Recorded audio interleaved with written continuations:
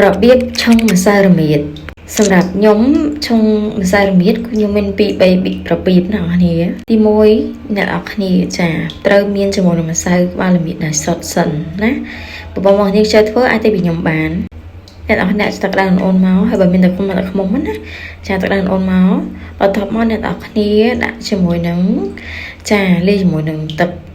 ដោះគោស្រស់បន្តិចទៅហើយអ្នកនរគ្នាចាលាយជាមួយនឹងម្សៅរមៀតបងប្អូនគ្នាយកសុភាដែរស្អាតស្ងួតណាកុំយកសុភាដែលសើមលូកទៅលូកមកអញ្ចឹងវាធ្វើឲ្យម្សៅរមៀតទៅបានយូរអញ្ចឹងគឺយើងគ្របវាភ្លាមសុភាត្រូវតែស្អាតស្ងួតចានេះបងប្អូនឃើញទេហើយតមកអ្នកកូរវាមកដាក់ទឹកក្តៅថែមតិចតួចទៅនិយាយទៅមកមើលមកល្មមអញ្ចឹងណាបងប្អូនកូរវាសប់ទៅហើយវានឹងមានតិចល្មៀតអីតិចតួចនៅខាងក្រោមមិនស្អាតម្សៅរមៀតអត់ដល់លីសតទេដោយសារវាជា